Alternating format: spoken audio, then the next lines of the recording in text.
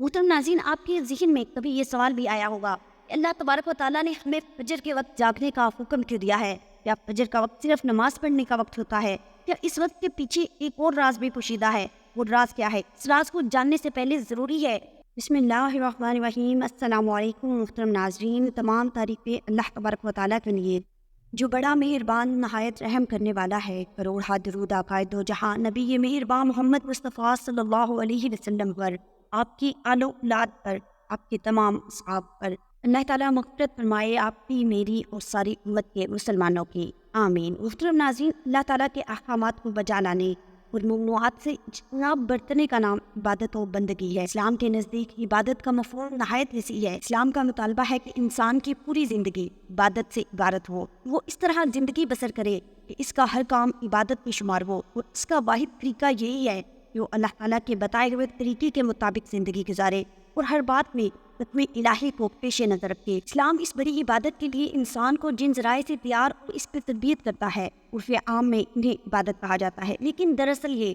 ترمیناتی عبادت ہے۔ انہیں ارکان اسلام بھی اسی وجہ سے کہا جاتا ہے کہ اسلام کی عمارت انہی ستونوں پر قائم ہے۔ ارکان اسلام میں نماز سر فہرست اور پہلے نمبر پر ہے۔ ان تمام عبادات میں جو نماز کو اہمیت و فضیلت حاصل ہے، وہ کسی بھی صاحب ایمان پہلے نظر سے پوشیدہ نہیں ہے۔ محترم ناظرین، اللہ اور رسول پر ایمان لانے اور توحید و رسالت کی گواہی دینے کے بعد سب سے پہلا اور سب سے بڑا فرض اسلام میں نماز ہے۔ نماز اللہ تعالیٰ کی خاص عبادت ہے جو دن میں 5 مرتبہ فرض کی گئی ہے۔ قرآن شریف کی کئی آیتوں میں اور رسول اللہ صلی اللہ علیہ وسلم کی سینکڑوں حدیثوں میں نماز کی بڑی سخت تاکید فرمائی گئی ہے، اور اس کو دین کا ستون اور دین کی بنیاد کہا گیا ہے۔ محترم ناظرین، نماز کی یہ خاص تاثیر ہے کہ اگر وہ ٹھیک طریقے سے ادا کی جائے اور اللہ تبارک و تعالیٰ کو حاضر و ناظر سمجھتے ہوئے پورے دھیان سے خشوع و وضو کے ساتھ پڑھی جائے، تو اس سے آدمی کا دل پاک و صاف ہو جاتا ہے اور اس کی زندگی درست ہو جاتی ہے اور برائیاں اس سے چھوٹ جاتی ہیں، اور نیکی اور سچائی کی محبت اور خدا کا خوف اس کے دل میں پیدا ہو جاتا ہے۔ اسی لیے اسلام میں دوسرے تمام فرضوں سے زیادہ اس کی تاکید ہے، اور اسی واسطے رسول اللہ صلی اللہ علیہ وسلم کا دستور تھا جب کوئی آپ کے پاس آ کر اسلام قبول کرتا تو آپ توحید کی تعلیم کے بعد پہلا عہد سے نماز کا لیا کرتے تھے۔ الغرض کلمے کے بعد نماز ہی اسلام کی بنیاد ہے۔ محترم ناظرین، نماز اللہ کی بڑی رحمت ہے، اسی لیے ہر پریشانی میں ادھر متوجہ ہو جانا گویا اللہ تعالیٰ کی رحمت کی طرف متوجہ ہونا ہے، اور جب رحمت الہی وسعت و مددگار ہو تو پھر کیا مجال ہے کسی پریشانی کی کہ وہ باقی رہے۔ بہت سی روایتوں میں مختلف طور سے یہ مضمون وارد ہوا ہے۔ صحابہ کرام رضوان اللہ علیہم اجمعین جو ہر قدم پر رسول اللہ صلی اللہ علیہ وسلم کی اتباع کرنے والے تھے، جو ہر قدم پر حضور اکرم صلی اللہ علیہ وسلم کا اتباع فرمانے والے ہیں، ان کے حالات میں بھی یہ چیز نقل کی گئی ہے۔ حضرت ابو درداء رضی اللہ تعالیٰ عنہ فرماتے ہیں، جب آندھی چلتی تو حضور اقدس صلی اللہ علیہ وسلم فوراً مسجد میں تشریف لے جاتے تھے اور آندھی کے بند ہونے تک وہیں پر قیام فرماتے۔ اس طرح جب سورج یا چاند گرہن ہو جاتا، حضور صلی اللہ علیہ وسلم فوراً نماز کی طرف متوجہ ہو جاتے۔ حضرت ابن عباس رضی اللہ تعالیٰ عنہ کو ازواج مطہرات میں سے کسی کے انتقال کی خبر ملی تو سجدے میں گر گئے۔ کسی نے دریافت کیا کہ یہ کیا بات ہے؟ آپ رضی اللہ تعالیٰ عنہ نے فرمایا، نبی کریم صلی اللہ علیہ وسلم کا وہ یہی ارشاد ہے کہ جب کوئی حادثہ دیکھو تو فوراً سجدے میں۔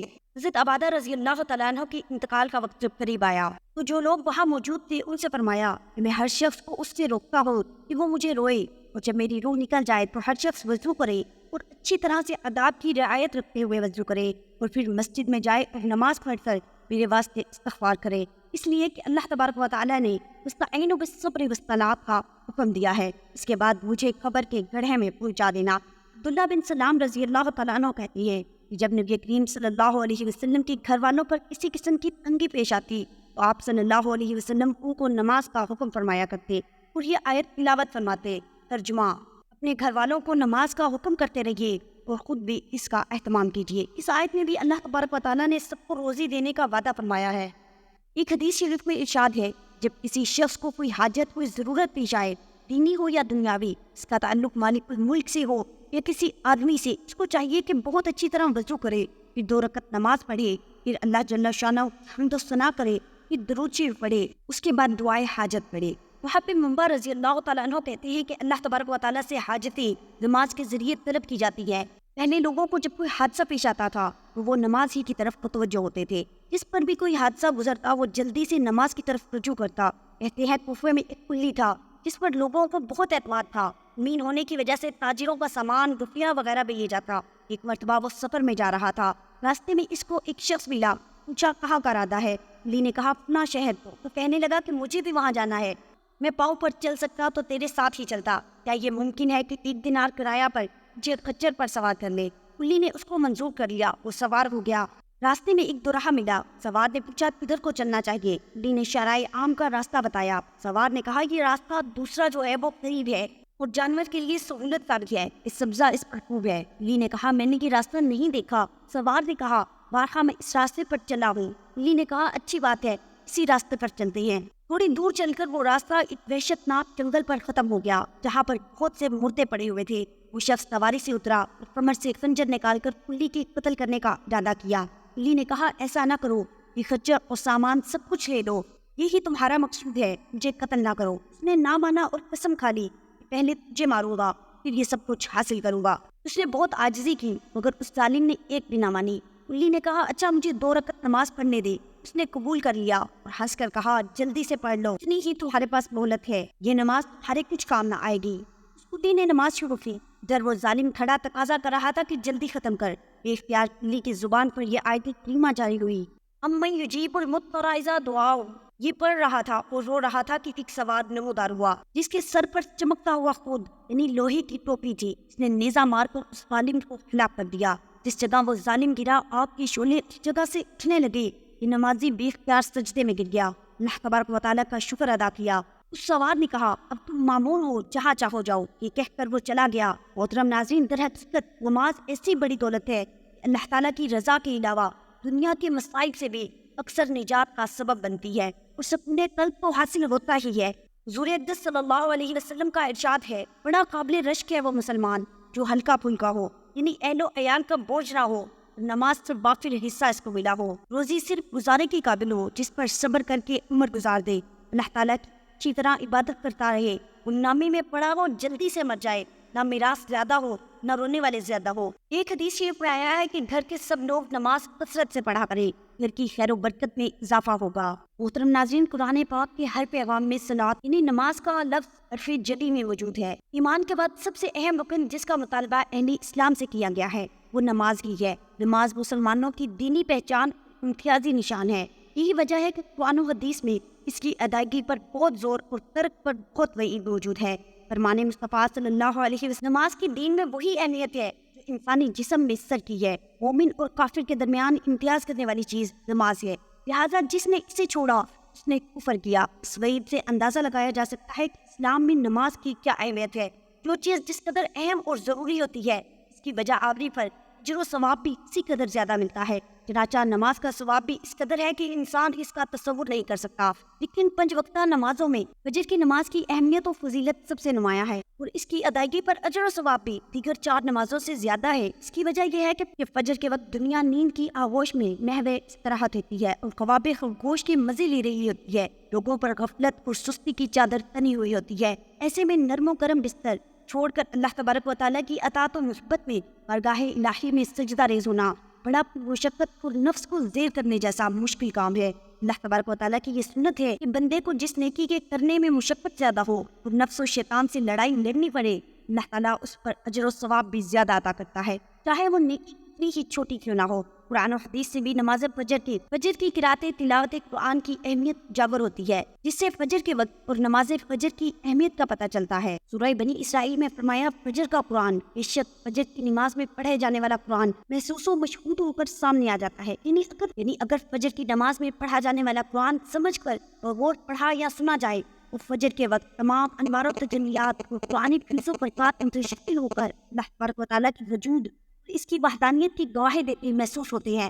حدیث نبوی سے بھی نماز کی اہمیت و فضیلت و نورانیت کا پتہ چلتا ہے۔ آپ صلی اللہ علیہ وسلم نے فرمایا کہ فجر کی 2 رکعت سنتیں دنیا اور دنیا کی ہر چیز سے افضل ہیں۔ قرآن و حدیث اور اسلامی لٹریچر میں دنیا سے مراد مشرق و مغرب، شمال و جنوب کا پورا عرض نہیں، بلکہ دنیا سے مراد یہ ہے کائنات اور اس کی تمام تر نعمتی خزانے، دولت و ثروت، حکومت و سطوت مراد ہے۔ تو سوچئے جب فجر کی 2 رکعت سنتوں کی یہ فضیلت ہے، یہ پوری دنیا کی نعمتیں اور خزانے اس کے سامنے مانند اور ہیچ ہے، تو پھر فجر کے فرض کا عالم کیا ہوگا۔ صحیح مسلم کی روایت ہے کہ نبی کریم صلی اللہ علیہ وسلم نے فرمایا جو شخص فجر کی نماز پڑھ لیتا ہے وہ اللہ تعالیٰ کے ذمے میں آ جاتا ہے، یعنی جو شخص نماز فجر کا فریضہ ادا کر لیتا ہے وہ اللہ تعالیٰ کی حفاظت میں آ جاتا ہے اور اسے کوئی بھی نقصان نہیں پہنچا سکتا۔ بخاری و مسلم کی ایک روایت بھی ہے، جس نے 2 ٹھنڈے وقت کی نمازیں فجر اور عصر ادا کرنی وہ جنت میں داخل ہوگا، یعنی آپ صلی اللہ علیہ وسلم نے فجر و عصر ادا کر لینے والے کو جنت کی بشارت سنائی۔ حضرت ابو ہریرہ رضی اللہ تعالیٰ عنہ سے روایت ہے، نبی کریم صلی اللہ علیہ وسلم نے فرمایا، جب کوئی سوتا ہے تو شیطان اس کے سر پر 3 گرے باندھتا ہے اور گرہ پر کے دم کرتا ہے، بڑی لمبی رات ہے، سویا رہے۔ اب اگر وہ بیدار ہو جاتا ہے تو اللہ کا نام لے لیتا ہے، ایک گرہ کھل جاتی ہے، پھر جب وہ وضو کرتا ہے دوسری گرہ کھل جاتی ہے۔ صبح کے وقت وہ آدمی خوشباش کر تازہ دم ہو جاتا ہے، ورنہ بد مزاج سست رہتا ہے۔ شیطان انسان کا کھلم کھلا اور ہمہ وقت دشمن ہے، وہ چاہتا ہے کہ انسان کسی قسم کی بھلائی حاصل نہ کرے۔ وہ صبح کی نماز اس کی برکات سے بھی آگاہ ہے اور انسان کو نماز سے روکنے کی پوری کوشش کرتا ہے۔ اس کے گرا دینے اور سوتا رہ کے قسم کو ہم سب ہر روز صبح کے وقت محسوس کرتے ہیں، اور ہم سب جانتے ہیں کہ خود کو بستر سے اٹھانے اور وضو کرنے تک میں کس قدر مسلسل اندیکھے دشمن کا مقابلہ کرنا پڑتا ہے۔ اگر انسان نماز شروع کر دیتا ہے تو تمام گرہیں کھل جاتی ہے۔ ان الفاظ سے پتہ چلتا ہے کہ پھر شیطان انسان کو نماز سے روکنے سے مایوس ہو جاتا ہے، اور نماز کی ادائیگی کا ثمرہ یہ ہے کہ آدمی اپنی صبح کا آغاز چاق و چوبند اور حشاش بشاش حالت میں کرتا ہے، لیکن جو شخص نماز سے محروم رہے وہ دن بھر سست اور بد مزاج رہتا ہے، اس کے تمام کام برکت سے خالی رہتے ہیں۔ حضرت یحییٰ بن کثیر رحمۃ اللہ علیہ نے لکھا ہے کہ صبح کا وقت غنیمت اور انعام کی تقسیم کا وقت ہے، یہ بہت بابرکت وقت ہے۔ اس وقت میں سونا سخت محرومی اور نامرادی اور برکات سے محرومی کا سبب ہے۔ جو چاہے اس وقت جاگ کر غنیمت و انعام، برکات و روزی اور رضا کو حاصل کر لے، اور جو چاہے اس قیمتی وقت کو فضول سونے میں گزار کر اس بہت بڑی اور مفت ملنے والی خیر سے اپنے آپ کو محروم کر لے۔ محترم ناظرین، بلا شبہ یہ ایک حقیقت ہے کہ فجر کی نماز کا وقت نیند اور غفلت کا وقت ہے۔ یہی نیند اور غفلت سستی عام طور پر نماز فجر میں کوتاہی کا سبب بنتی ہے، مگر اللہ تبارک و تعالیٰ کی یہ بہت بڑی رحمت ہے کہ جس عمل میں ذرا سے مشقت ہوتی ہے وہاں پر اس عمل کا اجر و ثواب بڑھا دیتی ہے، اس کے زیادہ اہتمام کرنے کی طرف توجہ کر دیتی ہے۔ نماز فجر میں دوسری نمازوں کی بنسبت مشقت زیادہ ہے، اس لیے اس کا ثواب بھی زیادہ ہے اور اس کی عظمت بھی زیادہ ہے۔ چنانچہ اس کی عظمت کے سلسلے میں بعض علماء نے لکھا ہے کہ یہ وہ عظیم الشان نماز ہے جو اس دنیا میں سب سے پہلے ادا کی گئی، جس کو سب سے پہلے حضرت آدم علیہ السلام نے اس وقت ادا کیا جب آپ جنت سے دنیا میں تشریف لائے۔ اس کا واقعہ یہ ہے کہ جس وقت آپ کو جنت سے اتارا گیا اس وقت دنیا میں رات چھائی ہوئی تھی اور ہر طرف اندھیرا ہی اندھیرا تھا۔ تاریکی کو دیکھ کر آپ کو فکر دامن گیر ہوئی اور ڈر لگا کہ یہ دنیا ایسی تاریک اور اندھیری ہے، یہاں روشنی کا نام و نشان نہیں، تاریکی میں کس طرح باقی زندگی گزاروں گا۔ لیکن چونکہ وہ رات کی تاریکی تھی جو وقت گزرنے کے ساتھ ساتھ گزر جانی تھی اور اس کے بعد دن آنا تھا، لیکن پہلے سے چونکہ حضرت آدم علیہ السلام کو اس کا اندازہ نہ تھا، اس لیے آپ یہ سمجھے بس تاریکی کا نام دنیا ہے، اس لیے آپ کو بہت فکر لاحق ہوئی۔ پھر آہستہ آہستہ وہ رات ختم ہونے کے قریب ہوئی اور مشرق کی طرف سے صبح صادق کا چاند نمودار ہونا شروع ہوا اور روشنی پھیلنی شروع ہوئی۔ بس اس وقت حضرت آدم علیہ السلام کی خوشی کا کوئی ٹھکانہ نہ رہا۔ اس وقت آپ علیہ السلام نے سورج نکلنے سے پہلے 2 رکعت ادا فرمائی، ایک رکعت رات کی تاریکی کے جانے کے شکرانے میں اور ایک رکعت روشنی کے نمودار ہونے کے شکرانے میں۔ یا اللہ تیرا شکر ہے کہ رات اور اس کی تاریکی چلی گئی، یا اللہ آپ کا شکر ہے کہ دن نکل آیا اور روشنی آ گئی۔ اللہ تبارک و تعالیٰ کو ان کے شکرانے کی یہ 2 رکعت اتنی پسند آئی کہ حضور اقدس صلی اللہ علیہ وسلم کی امت پر فجر کے وقت اس نماز کو فرض فرما دیا۔ بہرحال کی وہ عظیم الشان نماز ہے جو دنیا میں سب سے پہلے ادا کی گئی اور ہم لوگ روزانہ اس نماز سے اپنی زندگی کے ہر دن کا آغاز کرتی ہے۔ محترم ناظرین، حدیث پاک میں آیا ہے جو آدمی فجر کے بعد سونے کا عادی ہو اللہ تبارک و تعالیٰ اس کی یادداشت کو ختم کر دیتی ہے۔ چنانچہ آپ تجربہ کریں کہ جن عورتوں کو فجر کے بعد سونے کی عادت ہو وہ بھلکڑ ہو جاتی ہیں، باتیں بھول جاتی ہیں، چیز رکھ کر بھول جاتی ہے، کام کرنا تھا بھول جاتی ہے، آمد کو بات کہنی تھی بھول جاتی ہے۔ زیادہ بھولنے کی عادت عام طور پر فجر کے بعد زیادہ سونے کی عادت کی وجہ سے ہے، کیونکہ حدیث پاک میں فرمایا گیا ہے، بعض روایات میں تو یہ بھی آیا ہے کہ فجر کے بعد سونے والوں کے لیے حلال رزق کم کر دیا جاتا ہے، لہٰذا ان کو ادھر ادھر کا ملا جلا تو بہت کچھ مل جائے گا مگر حلال رزق کے دروازے بند کر دیے جائیں گے۔ ہاں، کوئی آدمی ایسا ہے جس کی ڈیوٹی ہی رات کی ہے، وہ اگر ساری رات جاگا اور فجر پڑھ کر سو گیا اس بات سے خارج ہے۔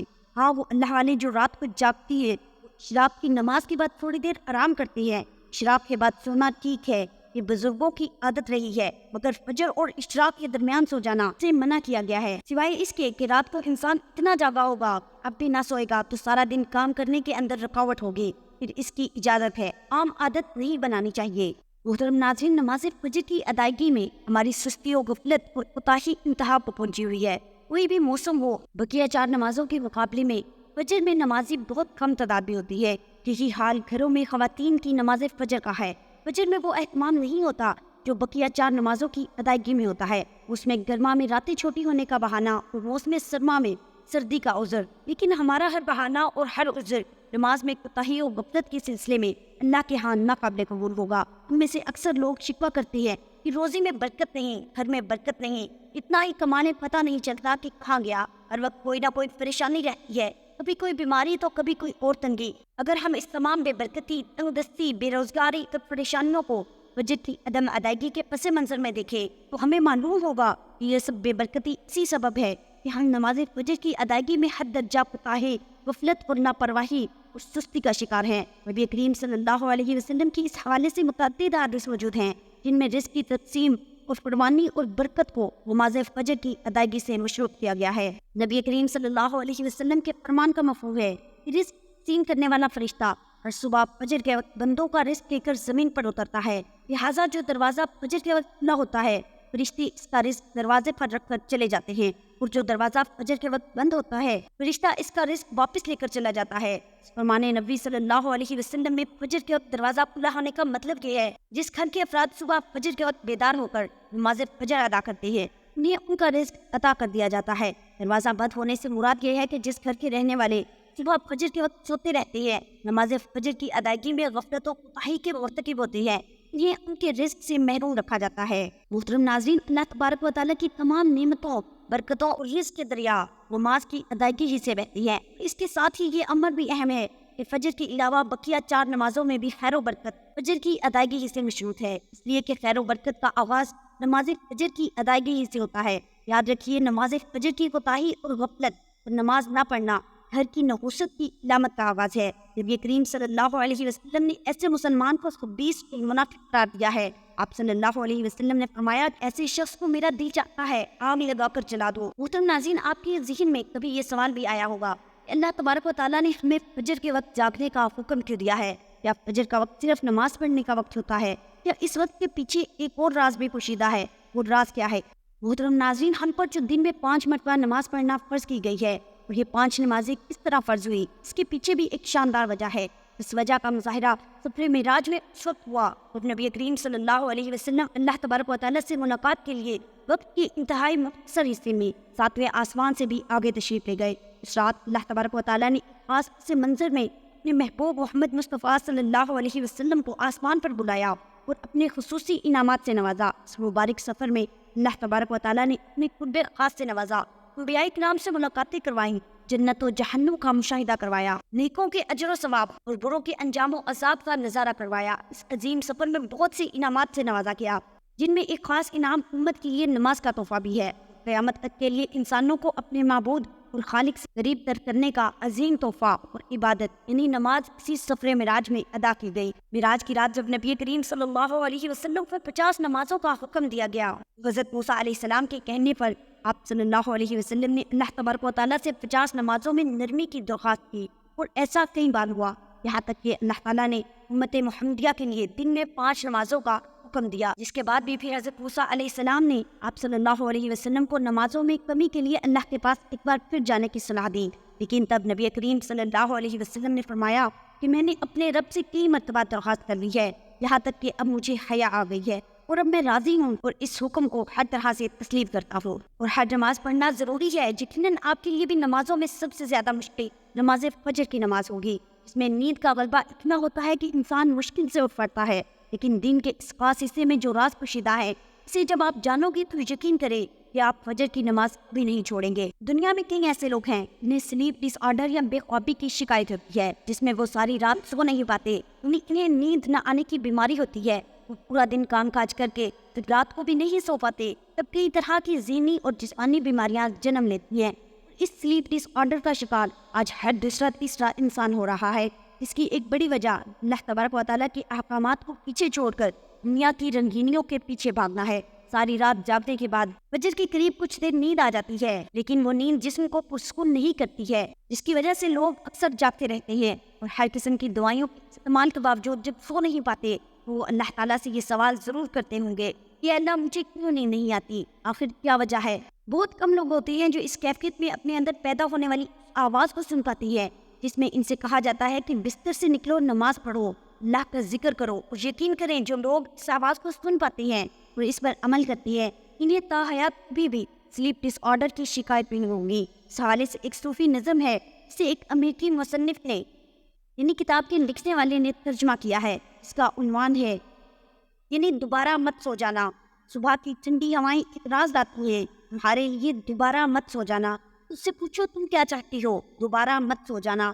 لوگ دروازے کی چوکھٹ سے آ جا رہے ہیں جہاں سے دو دنیایں ملتی ہیں، دروازہ گول کھلا ہے، دوبارہ مت سو جانا۔ نظم میں بیان کردہ دروازہ ہماری دنیا اور اس دوسری دنیا کا ہے جہاں سے فرشتے ہر صبح اور شام کو اترتی ہیں، جن کا ذکر اس حدیث پاک میں ملتا ہے جس میں نبی کریم صلی اللہ علیہ وسلم نے فرمایا کہ رات اور دن میں فرشتوں کی ڈیوٹی بدلتی رہتی ہے، اور فجر اور عصر کی نماز میں ڈیوٹی پر آنے والے فرشتے اور جانے والے فرشتے ایک دوسرے سے ملتے ہیں۔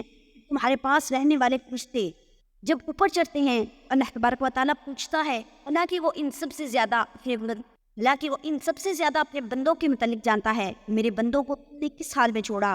وہ جواب دیتے ہیں کہ ہم نے جب ان کو چھوڑا تو وہ فجر کی نماز پڑھ رہے تھے، جب ان کے پاس گئے تب وہ عصر کی نماز پڑھ رہے تھے۔ فجر اور عصر کی نمازوں کے اوقات میں سونے سے منع کرنے کے پیچھے بھی بڑی وجہ ہے، وہ یہ ہے کہ سائنس کہتی ہے سورج طلوع ہوتے وقت اور شام کو غروب ہونے سے پہلے سونا نہیں چاہیے، کیونکہ صبح کے وقت زمین پر آکسیجن بہت زیادہ مقدار میں ہوتی ہے، جس وقت ماحول تر و تازہ ہوتا ہے، اور یہ آکسیجن آپ کو دن بھر فٹ رکھنے کے لیے انتہائی ضروری ہوتی ہے، تو اس وقت جو سو جاتا ہے تو وہ اس تازہ آکسیجن سے محروم رہ جاتا ہے، اور عصر کے وقت زمین پر آکسیجن کی کمی ہو جاتی ہے، اگر جو سو جاتا ہے اس کو آکسیجن کی مقدار کم مل پاتی ہے، جس کی وجہ سے جب وہ جاگتا ہے تو اس کے سر میں درد اور طبیعت بوجھل ہو جاتی ہے، اور یہی بڑی وجہ ہے دینی اسلام میں ان دونوں اوقات میں سونے سے منع فرمایا گیا ہے۔ نبی کریم صلی اللہ علیہ وسلم نے فرمایا طلوع شمس سے پہلے اور غروب شمس سے پہلے نماز ادا کرنے والا جہنم میں ہرگز داخل نہیں ہوگا۔ نماز فجر کے بارے میں ایسے بے شمار فضائل اور بھی ہیں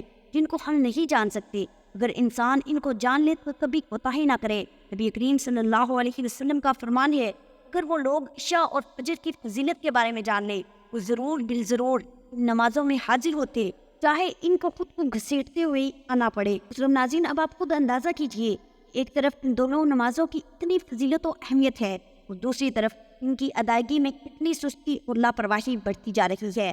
اللہ تبارک و تعالیٰ ہم سب کو 5 وقت نماز پڑھنے کی توفیق عطا فرمائے اور ہمارا خاتمہ بالخیر فرمائے اور ہمیں نیک اعمال کرنے کی توفیق عطا فرمائے، آمین۔ محترم ناظرین، امید کرتی ہوں آپ کو آج کی ویڈیو پسند آئی ہوگی۔ ویڈیو اچھی لگی تو اسے لائک اور شیئر ضرور کیجیے، اس چینل کو سبسکرائب کریں، کمنٹ باکس میں اللہ تبارک و تعالیٰ کے 99 ناموں میں سے نام ضرور ٹائپ کریں۔ ملتے ہیں اگلی ویڈیو میں، تب تک کے لیے اللہ نگہبان۔